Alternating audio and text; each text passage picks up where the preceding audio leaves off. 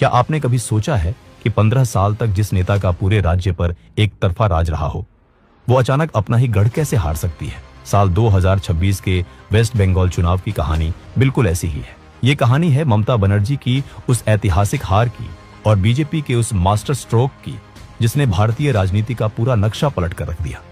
TMC की सरकार, जो कभी गरीबों और आम जनता की आवाज बनकर सत्ता में आई थी, अब भ्रष्टाचार, गुंडागर्दी और सिंडिकेट राज के दलदल में फंस चुकी थी। जनता बदलाव चाहती थी, लेकिन डर का माहौल इतना था कि कोई बोल नहीं पाता था। इसी बीच बीजेपी ने बंगाल में जीत हासिल करने के लिए एकदम पक्की और जबरदस्त प्लानिंग की। उन्होंने सिर्फ रैलियों में भाषण नहीं दिए, बल्कि आरएसएस के साथ मिलकर मजबूत प्लानिंग तैयार किया और युवाओं को तरक्की वाले बंगाल का सपना दिखाया। बात तब और बिगड़ गई जब सुप्रीम कोर्ट और इलेक्शन कमीशन को खुद दखल देना पड़ा। फर्जी वोट रोकने के लिए वोटर लिस्ट से 90 लाख नाम काटे गए और पूरे राज्य में बहुत भारी संख्या में पुलिस तैनात कर दी गई। ये कहानी उसी महाचुनाव की है जब 4 मई 2026 को नतीजे आए और पिछले 15 सालों से लगातार राज कर रही सरकार बुरी तरह से गिर गई। आइए जानते हैं कि बंगाल के इस चुनाव में इतना बड़ा बदलाव कैसे हुआ और सरकार कैसे पलट गई।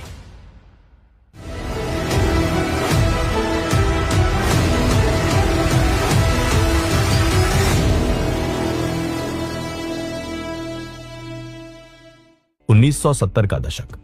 कोलकाता की सड़कें और कॉलेज कैंपस किसी युद्ध के मैदान से कम नहीं थे। लेफ्टिस्ट थिंकिंग और स्टूडेंट पॉलिटिक्स का कॉकटेल हर युवा के दिमाग पर हावी था। इसी माहौल के बीच जोगमाया देवी कॉलेज में एक युवा लड़की ने कदम रखा। उस लड़की के पास ना तो कोई बड़ा राजनीतिक बैकग्राउंड था और ना ही किसी बड़े नेता का हाथ। उसके पास सिर्फ एक चीज थी, सिस्टम से लड़ने की एक जिद। उसने इंडियन नेशनल कांग्रेस के स्टूडेंट विंग, स्टूडेंट काउंसिल की कमान संभाली और देखते ही देखते कम्युनिस्ट बैक्ड स्टूडेंट ऑर्गेनाइजेशंस को घुटनों पर ला दिया। ये लड़की कम्युनिस्टों का गुरूर तोड़ देगी। इसमें वो आग है जो एक दिन पूरे बंगाल की राजनीति को जलाकर राख कर देगी। ये शब्द उस वक्त के कई राजनीतिक पंडितों के थे, लेकिन असली खेल तो 1984 में शुरू हुआ। देश इंदिरा गांधी की हत्या के सदमे से गुजर रहा था। इसी जज्बाती माहौल में कांग्रेस ने 29 साल की इस युवा लड़की को जादवपुर लोकसभा सीट से मैदान में उतार दिया। सामने थे सीपीएम के कद्दावर नेता सोमनाथ चटर्जी, जिनकी जड़ें बंगाल की राजनीति में एक बरगद के पेड़ जैसी गहरी थी। सोमनाथ दा को हराना उस वक्त ऐसा था मानो किसी पहाड़ को हाथों से खिसकाना। लेकिन जब नतीजे आए तो पूरा नेशनल मीडिया सन्न रह गया। उस युवा लड़की ने 3,31,618 वोट पाकर सोमनाथ चटर्जी को हरा दिया था। वो लड़की और कोई नहीं, ममता बनर्जी थी। इस जीत ने ममता बनर्जी को राजनीति के नेशनल मैप पर रातों रात सुपरस्टार बना दिया। इसके बाद वो कई बार मंत्री बनी, रेलवे से लेकर कोयला मंत्रालय तक संभाला। लेकिन दिल्ली की सत्ता के आलीशान बंगले कभी उनका अंतिम लक्ष्य नहीं थे। उनका दिमाग तो सिर्फ एक बात पर अटका था, बंगाल से लेफ्ट फ्रंट के 34 साल पुराने किले को उखाड़ फेंकना। 1990 का वो काला दिन, कोलकाता के हाजरा क्रॉसिंग पर ममता बनर्जी पर सीपीएम के काडर ने जानलेवा हमला किया। उनके सिर पर बुरी तरह वार किया गया। खून से लथपथ ममता की उस तस्वीर ने पूरे बंगाल के सबाल्टर्न वोटर के दिल में एक गहरी छाप छोड़ी। हम ईंट का जवाब पत्थर से देंगे। बंगाल की जनता हमारे साथ है और हम ये साबित करके रहेंगे कि हम डरने वाले नहीं हैं। अस्पताल के बेड से बोला गया उनका हर एक शब्द बंगाल के गरीबों के लिए एक नया इनकलाब बन गया। ममता समझ चुकी थी कि कांग्रेस की दिल्ली वाली लीडरशिप लेफ्ट के सामने बहुत सॉफ्ट है। इसलिए 1998 में उन्होंने एक बहुत बड़ा रिस्क लिया और अपनी खुद की पार्टी बनाई, all India Trinamool Congress, TMC. लेकिन टीएमसी को वो क्रिटिकल मास मिला 2006 में। बंगाल की अर्थव्यवस्था दम तोड़ रही थी। लेफ्ट सरकार के मुख्यमंत्री बुद्धदेव भट्टाचार्य ने राज्य में इंडस्ट्री लाने के लिए एक बहुत एग्रेसिव लैंड एक्विजिशन पॉलिसी शुरू की। उनका प्लान था सिंगूर में टाटा मोटर्स का नैनो प्लांट लगाना और नंदीग्राम में एक बहुत बड़ा केमिकल हब बनाना। यही वो पल था जब लेफ्ट सरकार ने अपने ही पैरों पर कुल्हाड़ी मार ली। ममता बनर्जी ने तुरंत इस मुद्दे को कैप्चर किया। उन्होंने खुद को किसानों की सबसे बड़ी मसीहा के रूप में खड़ा कर दिया। सिंगूर में 25 दिन की भूख हड़ताल ने पूरे राज्य के सिस्टम को पैरालाइज कर दिया। टाटा को हार मानकर अपना प्लांट गुजरात शिफ्ट करना पड़ा। लेकिन असली खून खराबा तो नंदीग्राम में हुआ। पुलिस और पार्टी के लोगों की गोलियों से 14 बेगुनाह गांव वाले मारे गए। इस भयानक घटना के बाद बंगाल के पढ़े लिखे लोग, माइनॉरिटी और गांव के वोटर लेफ्ट पार्टी से एकदम दूर हो गए। माटी हमारी माँ है और अपनी माँ को हम इन इंडस्ट्रियलिस्ट के हाथों कभी बिकने नहीं देंगे, चाहे हमारी जान ही क्यों ना चली जाए। इसी आग के बीच टीएमसी ने एक ऐसा नारा दिया जो बंगाल की रगों में दौड़ गया, माँ, माटी, मानुष। और फिर आया 2011 का वो ऐतिहासिक चुनाव। 20 मई 2011 को ममता बनर्जी जिन्हें अब पूरा बंगाल दीदी कहने लगा था। राज्य की पहली महिला मुख्यमंत्री बनी। सत्ता में आते ही दीदी ने बंगाल के गवर्नेंस मॉडल को पूरी तरह पलट कर रख दिया। सूती साड़ी और हवाई चप्पल उनकी पहचान बन गए। उनका सीधा और इमोशनल कनेक्शन बंगाल के रूरल वोटर्स से जुड़ चुका था। उन्होंने समझ लिया था कि राज्य में कोई बड़ी इंडस्ट्री नहीं आने वाली है। कन्याश्री से लेकर स्वास्थ्य साथी तक दर्जनों ऐसी स्कीम्स लॉन्च की गई जो सीधे सबसे गरीब और पिछड़े वर्ग को टारगेट करती थी। उन्होंने लक्ष्मीर भंडार जैसी स्कीम के जरिए महिलाओं के साथ एक डायरेक्ट रिश्ता बना लिया। दीदी ने महिलाओं के रूप में एक ऐसा वोट बैंक तैयार कर लिया जो किसी भी कीमत पर उनसे टूटने वाला नहीं था। 2021 आते आते बंगाल में एक नई एंट्री हो चुकी थी, भारतीय जनता पार्टी। बीजेपी ने लेफ्ट और कांग्रेस को पूरी तरह से रिप्लेस कर दिया था। उनका राष्ट्रवाद और हिंदुत्व का मॉडल टीएमसी के लिए एक बहुत बड़ा खतरा बन चुका था। लेकिन 2021 के चुनावों में टीएमसी ने एक ऐसा डिफेंसिव सिस्टम तैयार किया जिसने बीजेपी के रथ को रोक दिया। बंगाल में सिर्फ एक ही खेल होगा और वो खेल हम ही जीतेंगे। दिल्ली वाले हमें कभी भी डरा या झुका नहीं सकते, ये था उनका नारा। खिला हो बे। टीएमसी ने खुद को बंगाली कल्चर के रक्षक के तौर पर प्रोजेक्ट किया। भले ही ममता बनर्जी खुद नंदीग्राम से चुनाव हार गई, लेकिन उनकी पार्टी ने बहुत बड़ी जीत दर्ज की। दीदी ने अपना तीसरा टर्म तो शुरू कर लिया, लेकिन इस तीसरे टर्म की नींव पहले दिन से ही दरकने लगी थी।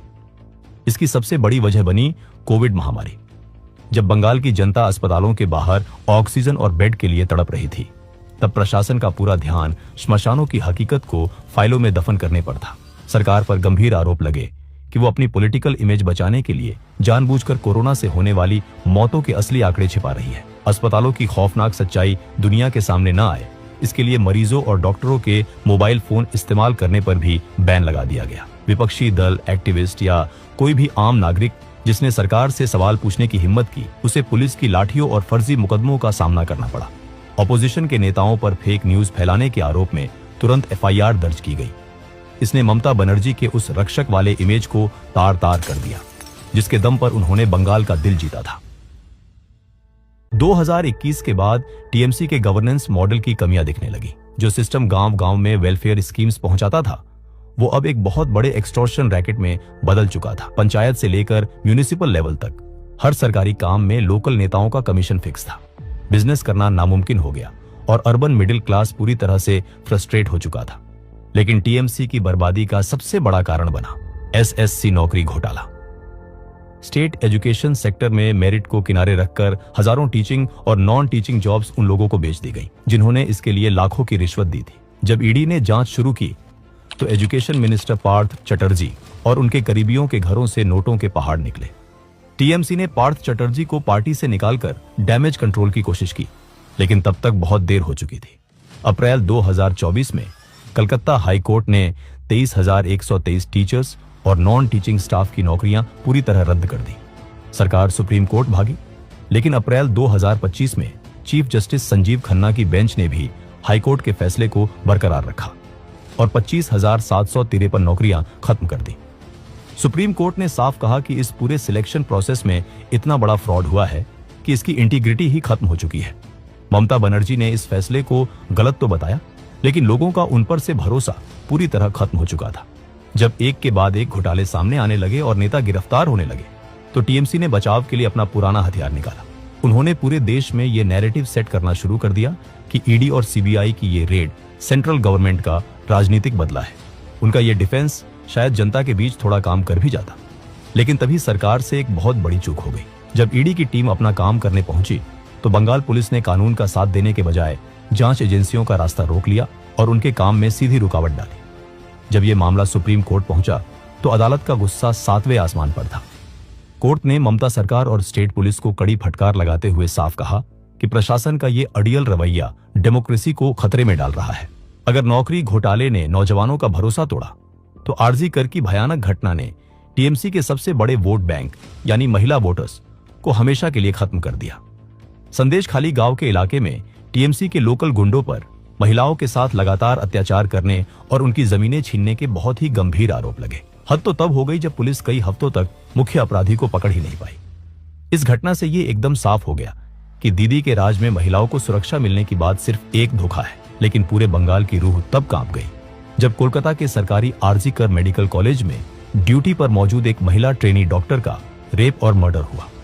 इस घटना ने पूरे देश को झकझोर कर रख दिया। शुरू में सरकार ने इस पूरे मामले को बहुत हल्के में लिया और अस्पताल के ताकतवर लोगों को बचाने की कोशिश की। इससे जनता का गुस्सा फूट पड़ा और सड़कों पर एक बहुत बड़ा आंदोलन खड़ा हो गया। इसी गुस्से को भुनाने के लिए बीजेपी ने एक बहुत ही इमोशनल मास्टर स्ट्रोक खेला। उन्होंने पानीहाटी सीट से आरजी कर की पीड़िता की मां को अपना उम्मीदवार बना दिया। जैसे जैसे 2026 के चुनाव नजदीक आए, election commission of India (ECI) ने एक ऐसा कदम उठाया जिसने पूरे बंगाल में पैनिक बटन दबा दिया। इस कदम का नाम था स्पेशल इंटेंसिव रिवीजन (SIR). संविधान के आर्टिकल 324 के तहत ECI ने वोटर लिस्ट सही करने के लिए घर घर जाकर चेकिंग शुरू कर दी। मकसद था मरे हुए, शिफ्ट हो चुके और गैर नागरिक वोटर्स को लिस्ट से हटाना। लेकिन इसका रिजल्ट बहुत ही शॉकिंग था। बंगाल से करीब 90 लाख वोटर्स के नाम काट दिए गए। राज्य के कुल वोटर्स की संख्या 7.66 करोड़ से घटकर 6.77 करोड़ रह गया। ये 12% की गिरावट थी। TMC ने इसे सर्जिकल स्ट्राइक बताया और आरोप लगाया कि ये एक सोची समझी साजिश है ताकि माइनॉरिटी वोटर्स को बाहर किया जा सके। वहीं बीजेपी ने इसे नेशनल सिक्योरिटी का मुद्दा बनाते हुए घुसपैठियों की सफाई बताया। ये माहौल बिल्कुल आसाम के NRC जैसा हो गया था। हालात इतने बिगड़ गए कि सुप्रीम कोर्ट को खुद दखल देना पड़ा। राज्य सरकार और ECI के बीच बिल्कुल भी भरोसा नहीं बचा था। इसे देखते हुए कोर्ट ने 150 जिला जजों और 7 रिटायर्ड हाईकोर्ट जजों को सीधा वोटर लिस्ट बनाने और चेक करने का काम सौंप दिया। वोटर लिस्ट से 90 लाख नाम कट जाने की वजह से TMC के वोट बैंक को बहुत भारी नुकसान पहुंचा। मुर्शिदाबाद और मालदा जैसे इलाकों में डिलीट हुए वोट्स की संख्या TMC की पुरानी जीत के मार्जिन से भी ज्यादा थी। और इसी वक्त TMC को दूसरा बड़ा झटका लगा आम जनता उन्नयन पार्टी AJUP के रूप में। TMC से निकाले गए नेता हुमायूं कबीर ने इस पार्टी को बनाया। हम किसी के गुलाम नहीं हैं। इस बार हम तय करेंगे कि बंगाल की कुर्सी पर कौन बैठेगा और हम अपना हक छीन कर लेंगे। कबीर की इस नई पार्टी ने मुर्शिदाबाद और मालदा में मुस्लिम वोटों का एक बहुत बड़ा हिस्सा काट लिया। जो 90 से 95% वोट 2021 में एक तरफा TMC को मिला था, वो अब बढ़ चुका था।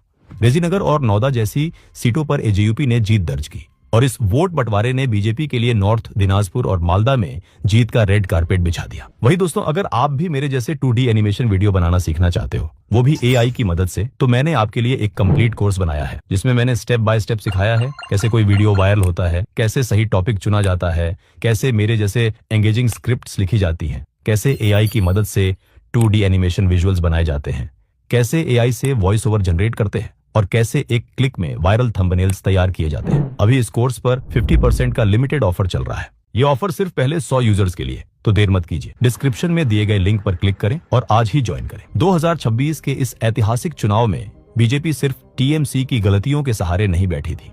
वो जानती थी कि बंगाल का किला फतेह करना है तो हवाई बातों से काम नहीं चलेगा।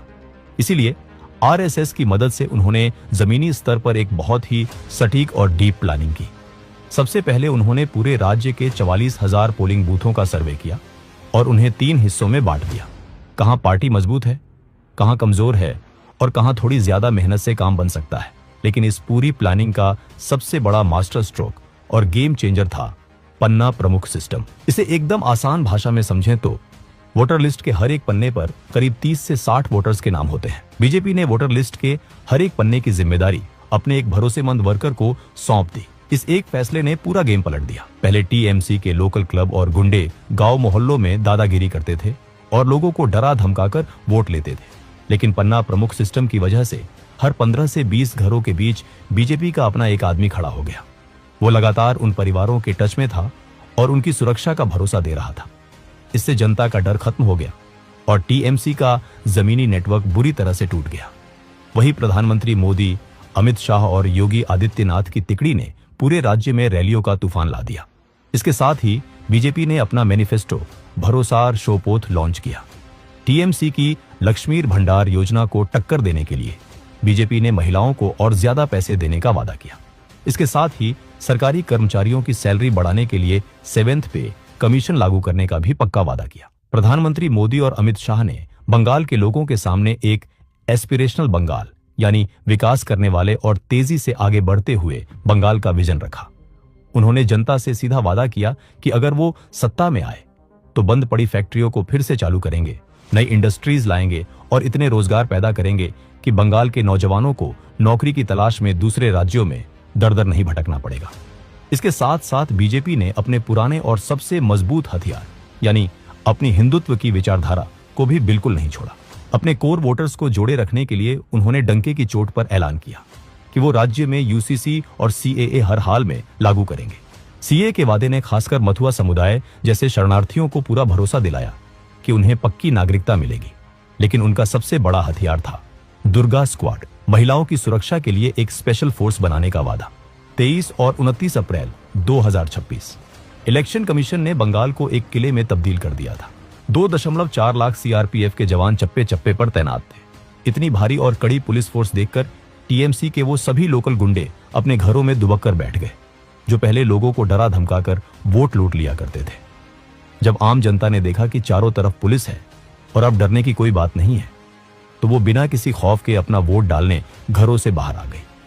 इसी निडर माहौल का नतीजा ये हुआ कि राज्य में 92.47% वोटिंग हुई। भारत के आजाद होने के बाद से आज तक बंगाल में कभी इतने ज्यादा लोगों ने एक साथ वोट नहीं डाला था। 4 मई 2026 को जब वोटों की गिनती शुरू हुई तो नतीजे देखकर पूरे देश में हड़कंप मच गया। 2021 के चुनाव में सिर्फ 77 सीटें जीतने वाली बीजेपी ने इस बार सारे रिकॉर्ड तोड़ दिए। उन्होंने 45.84% वोट हासिल किए और 206 सीटों के भारी बहुमत के साथ सत्ता पर कब्जा कर लिया। वहीं दूसरी तरफ पिछले 15 सालों से लगातार बंगाल पर राज करने वाली टीएमसी बुरी तरह हार गई और सिर्फ 81 सीटों पर सिमट कर रह गई। टीएमसी के लिए सबसे बड़ा झटका यह था कि शहरों और उसके आसपास के वो इलाके जिन्हें हमेशा से टीएमसी का सबसे मजबूत इलाका माना जाता था, वहां भी जनता ने उन्हें नकार दिया। इन इलाकों में भारी संख्या में बीजेपी ने जीत दर्ज की और इस तरह बंगाल में 15 साल पुरानी सरकार का पूरी तरह से अंत हो गया। लेकिन इस चुनाव का सबसे बड़ा क्लाइमेक्स अभी बाकी था। भवानीपुर सीट, जहां से ममता बनर्जी पिछले चुनाव में 59,000 वोटों से जीती थी, वहां उन्हें एक बहुत ही अपमानजनक हार का सामना करना पड़ा।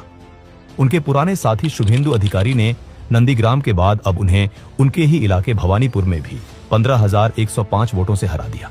टीएमसी सरकार के ज्यादातर बड़े मंत्री ये चुनाव हार गए थे। ममता बनर्जी ने अपनी हार के बाद आरोप लगाया कि ईवीएम को हैक किया गया है और इलेक्शन कमीशन ने उनके खिलाफ साजिश रची है।